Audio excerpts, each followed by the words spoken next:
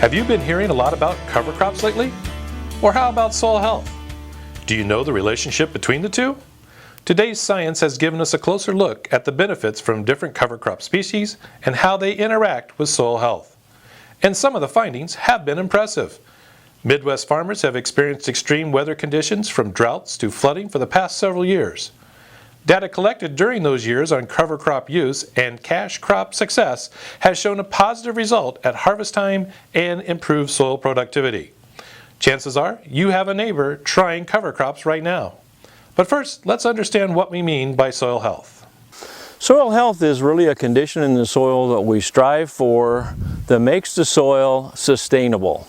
We want the soil that we're dealing with to be able to produce a crop, a good crop year in and year out. We don't want any harm to the soil in regard to erosion.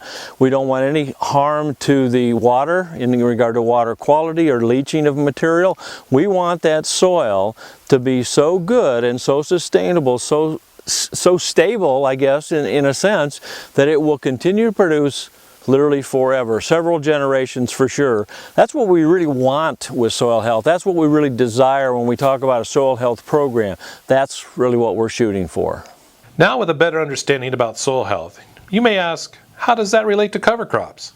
The relationship between these two not only benefits crop production, but has the potential to sustain soil properties. Cover crops are one of the good things that we're doing now that a lot of agencies, a lot of people, a lot of individuals are really pushing because it has a lot of good soil health potential producing material in it. What does that mean? It has a tremendous root system. The cover crops that we have, if you use legumes, if you use grasses, if you use radishes, whatever it may be, there's a tremendous root system. That root system is one of the best things we have for opening up a tight soil, for creating channels in the soil to let water in, to let air in, and to let bugs in. And the bugs are really good because that top foot of soil is so important that we have a biological community in there, a diversified biological community. And that's what we get when we have cover crops. I think cover crops are getting popular because farmers are seeing the multiple benefits.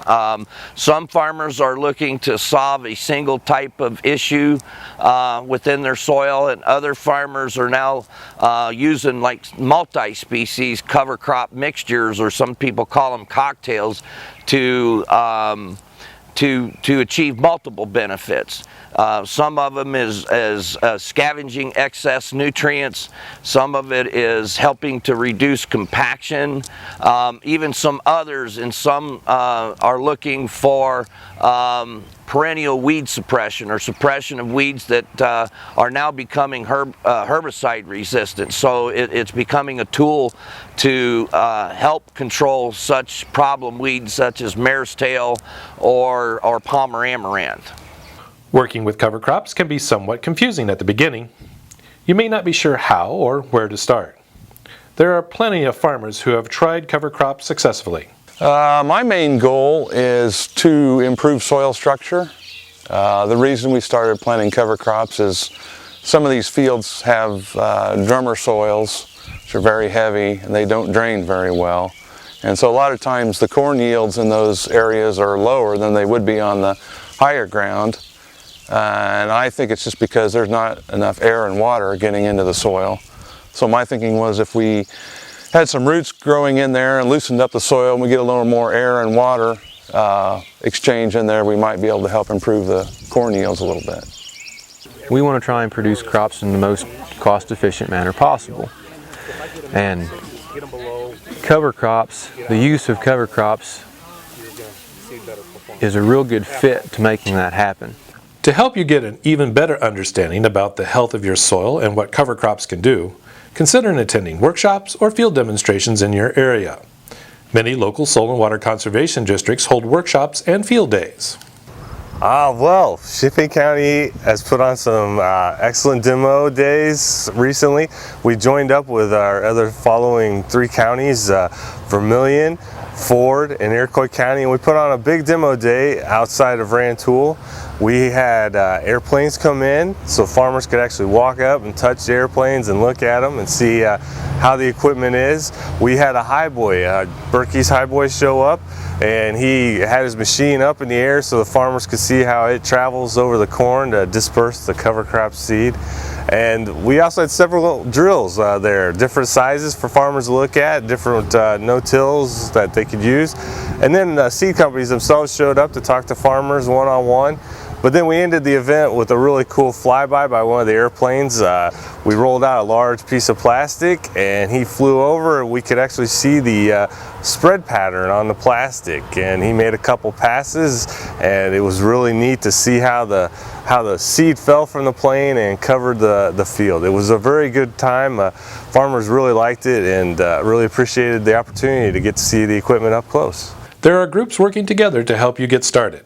Workshops and field trials to showcase cover crops have been sponsored by several federal and state agencies and organizations.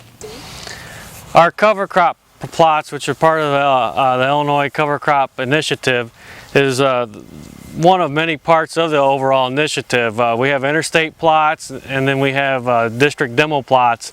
The nice thing about the local soil and water district demo plots is it brings a group of people to the practice itself that may not drive out of the county to attend a meeting. The interstate demo plots, they're primarily for awareness to show what cover crops are. For additional help, visit your USDA Service Center. You may be eligible for financial assistance to try cover crops. The USDA's Natural Resources Conservation Service has Farm Bill programs available to you. And always talk to your neighbors about what they've learned over time.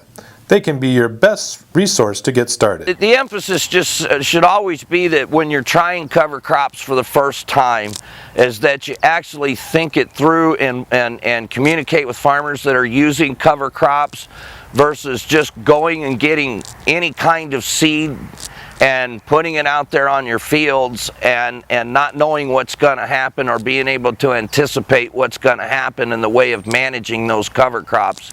My advice to anybody wanting to start cover crops would be to first know why you want to plant a cover crop, and secondly, find someone in the area who has been planting cover crops and has been successful.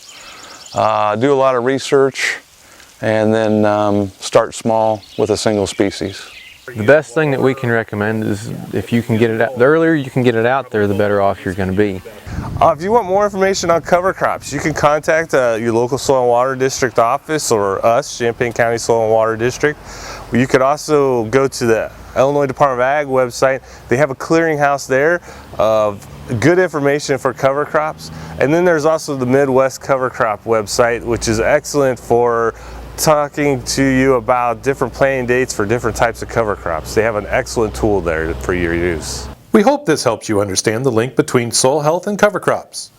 When you protect the soil from adverse weather conditions, you are protecting your investment. And by investing in practices like cover crops, you are protecting the soil, water, and wildlife. Leave a long-lasting legacy and protect your investment by planting for the future.